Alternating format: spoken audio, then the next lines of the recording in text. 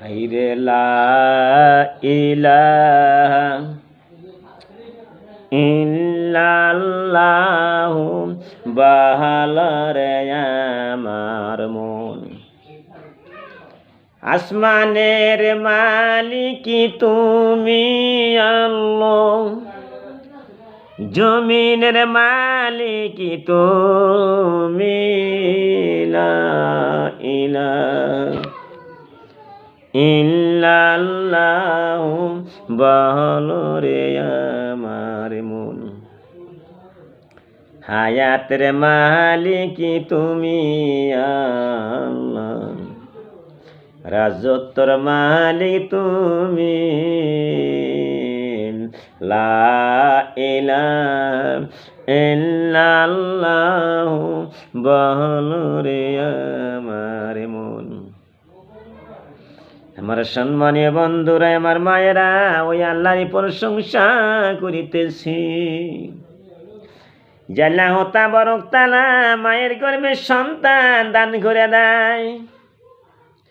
10 মাস 10 দিন মায়ের গর্ভে থাকে, 2টা চক্ষু আল্লাহ বানায়া দিছে, 2টা কান বানায়া দিছে, এত সুন্দর সুন্দর অঙ্গ প্রত্যঙ্গ দিয়া জাল্লা মানুষকে সৃষ্টি করলো মায়ের গর্ভে।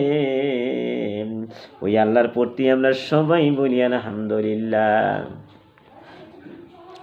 এমন দুনিয়ার পণ্ডিত নাই, দুনিয়ার মানুষ নাই, বিশ্বর জমিনে এমন ডক্টর নাই, এমন ইঞ্জিনিয়ার নাই, এমন চিকিৎসক নাই, এমন প্রধানমন্ত্রী নাই, এমন মুখ্যমন্ত্রী নাই, কোনো কিছুই নাই, যেমন ব্যক্তি নাই যে মায়ের গর্ভে একটা মানুষ বানাইতে পারে। জাল্লাহ তাবারক তাআলা মায়ের গর্ভে মানুষ বানায়া দিয়েছেন। ওই আল্লাহর প্রতি আমরা সবাই বলি আলহামদুলিল্লাহ। যে নবীকে সৃষ্টি না করলে দুনিয়ার মধ্যে কোনো মানুষ হইতো না, জিন ইনসান কিছু হইতো না, মায়ের গর্ভে কোনো কিছু হইতো না। যে নবীকে সৃষ্টি না করলে কোনো কিছুই হইতো না। ওই নবীর প্রতি আমরা সবাই বলি সাল্লাল্লাহু আলাইহি সাল্লাম। বিসমিল্লাহির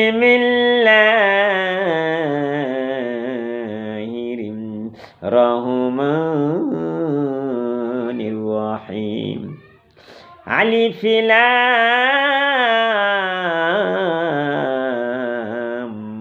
মিম। তিলকা আয়াতুল কিতাবিল হাকীম।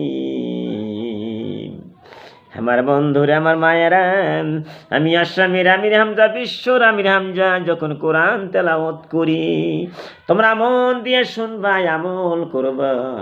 আর একটা কথা মনে রাখবা, শোনা, এই দুনিয়ার মধ্যে একটা মানুষ চিরদিন দুনিয়ায় থাকতে পারে না।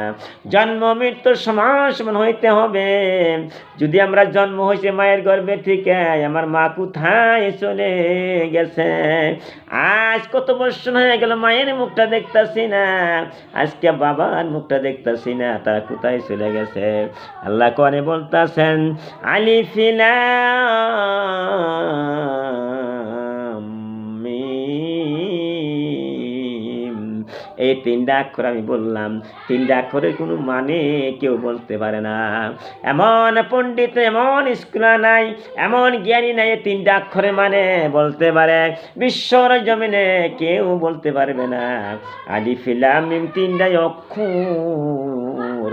কোরআনের তফসির আমরা পড়তাছি, আমার তফসির কমপ্লিট, কোরআন শরীফ তফসির পড়ছি, সারা কোরআনের মানে পড়ছি, কিন্তু আলিফ লাম মিম 3টা অক্ষরের মানে একমাত্র আল্লাহ জানে, কি বলতে পারে না। আল্লাহ বলতাছেন, এই বিজ্ঞানপূর্ণ কিতাবের আয়াতসমূহ হারে বিজ্ঞানের হাতে তুলনা করেছে। কারণ বৈজ্ঞানিকের যুগ, আগের যুগে দেখি না একটা মোবাইল, আগের যুগে দেখি না একটা কম্পিউটার, আগের যুগে কোনো টিভি সিনেমা ছিল না, আমি বিশ্ব জমিনে কোনো টিভি সিনেমা ছিল না, বিশ্বের জমিনে কোনো কিছুই দেখি নাই। আজকে বড় বড় মোবাইল বাইরে হয়েছে, আমরা আবিষ্কার করেছি, মোবাইল দিয়ে হ্যালো হ্যালো করতেছি, কথা কইতেছি। এই সমস্ত বড় বড় মোবাইল বিশ্বর জমিনে কিছুই ছিল না, ছোট্ট ছোট্ট মোবাইল থাকছে। আরে এত সুন্দর সুন্দর মোবাইল দুনিয়ার মধ্যে হয়ে গেছে বন্ধু। মায়েরা শোনো, এই মোবাইলের মধ্যে কত কিছু কাম আছে। মোবাইল দিয়ে ফোন করতেছি, হ্যালো হ্যালো করতেছি, আরে কোটি কোটি মাইল দূরে আছে মানুষ, মক্কা মদিনে আছে, তাদের সঙ্গে কথা বলতেছি, তাদের সঙ্গে আমরা বসে বসে আলাপ আলোচনা করতেছি, চা খাইতেছি, সব কিছু দেখা যায়। কিন্তু মোবাইল যে বানালে নিশ্চয়ই একটা মানুষ বানাইছে, মোবাইল নিশ্চয়ই কম্পিউটার একটা মানুষ বানাইছে, নিশ্চয়ই মাইক একটা মানুষে বানাইছে, এই যে ইঞ্জিন যত কিছু বানাইছে নিশ্চয় আর একটা মানুষ আছে, তার জ্ঞান, তার নলেজ, তার মাথাটা কেরা দান করলো, এই বুদ্ধিটা কেরা দান করলো। সে তো যে মোবাইল বানাইছে, যে কম্পিউটার বানাইছে, যে টিভি সিনেমা টিভি বানাইল, তারা তো কোথায় ছিল, মায়ের গর্বে ছিল, তারা তো কিছুই জানছেন না। কিন্তু তাদের বুদ্ধি, জ্ঞান, নলেজ কে দান করলো? একমাত্র আমরা আল্লাহ দান করে দিয়েছে। সুবহানাল্লাহ। আল্লাহ বলতেছেন এই বিজ্ঞানপূর্ণ কিতাবের আয়াত সমূহ, কোন কিতাবের কথা বলছেন? দা হোলি কোরআন, কোরআন শরীফের কথা বলছেন, এই কোরআনের আয়াত সমূহের কথা বলছে। কতগুলি আয়াত আছে কোরআনের ভিতরে? 6666 আয়াত আছে কোরআনের ভিতরে, আমরা জানি। কতগুলি সূরা আছে? 114টা সূরা আছে এই কোরআনের ভিতরে। সুবহানাল্লাহ। আয়াত সমূহ পুণ্যবানদের পথ প্রদর্শক, অনুগ্রহ স্বরূপ। পুণ্যবান কাহাকে বলে? যারা 5 ওয়াক্ত বাইন্দা নামাজ পড়ে, স্বামীরে খুশি করে, পিতা মাতা সেবা করে, ভালো ভালো কর্ম করে, অন্তর দিয়ে আল্লাহকে বিশ্বাস করেছে, জীবনে বলবো না, 100 হাত মাটির তলে গেলে আল্লাহকে বলতে পারি না, 40 দিন না খাতে 7 দিন না খাতালি আল্লাহকে বলতে পারি না। পুণ্যবান ব্যক্তির কথা বলা হয়েছে। কে পুণ্যবানদের পথ প্রদর্শক, অনুগ্রহ স্বরূপ। যারা পুণ্যবান ব্যক্তি তাদেরকে রাস্তা দেখাইয়া দিবে। আমি এখন মক্কা মদিনায় যাইব, মক্কা মদিনায় যাওয়ার জন্য প্রস্তুত নিতে হবে, টাকা পয়সা জোগাড় করতে হবে। আমার টাকা পয়সা কোনো কিছুই নেই, কেমন করে টিকিট করবো, কেমন কে উড়াজাহাজ হবে, এরেবেলে যে উড়াজাহাজ তৈরি আমরা যাইব, তার আগে টাকা সংগ্রহ করতে হবে। আমরা যে এই দুনিয়াতে একটা দুনিয়া যাইব বন্ধু, তার জন্য সংগ্রহ করতে কি কি সংগ্রহ করতে হবে, নেকি অর্জন করতে হবে কি না, যে আমাদেরকে টাকা পয়সা না হলে আমরা কেমন করে ঘরে যাইতে পারি, কেমন করে মক্কা মদিনা যাইতে পারি, ওই মতে আমাদের পরকালে জান্নাতটা নিব, জান্নাতে যাব। তার আগে আমাদের কি করতে হবে? নেকি ভান্ডার করতে হবে। আমরা তো একটা নেকি করতে পারলাম না।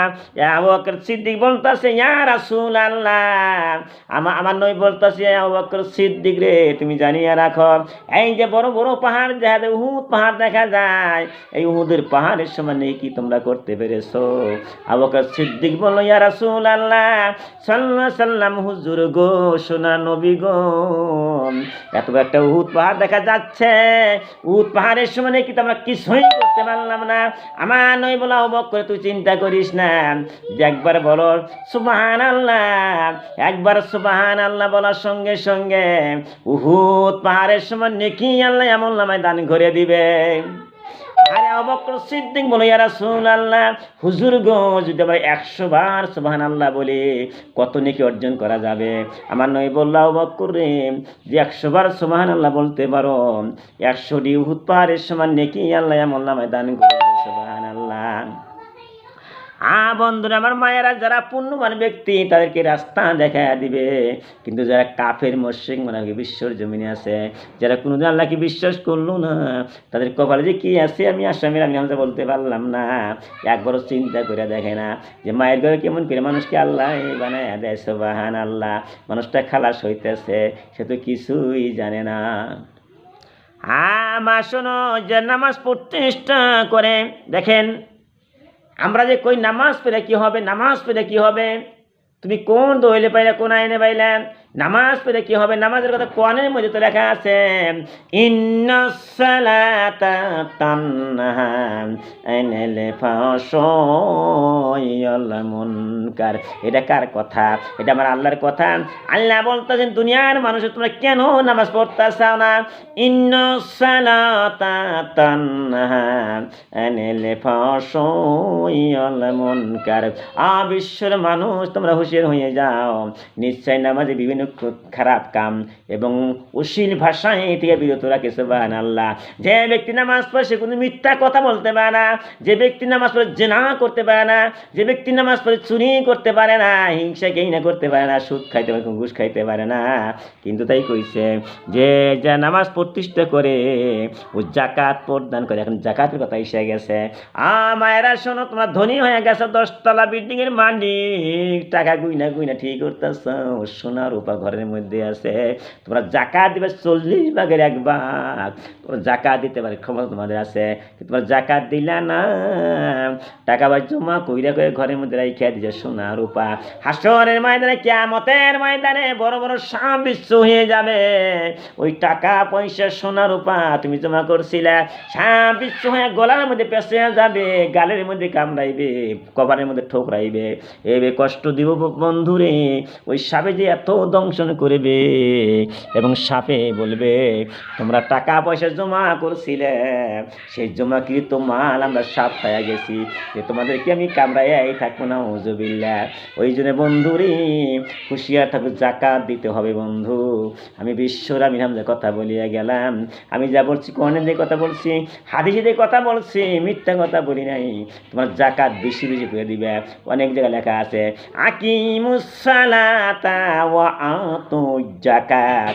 যে কোরআনের মধ্যে লেখা আছে ওটা সত্য, ওটা কোনোদিন মিথ্যা হইতে পারে না।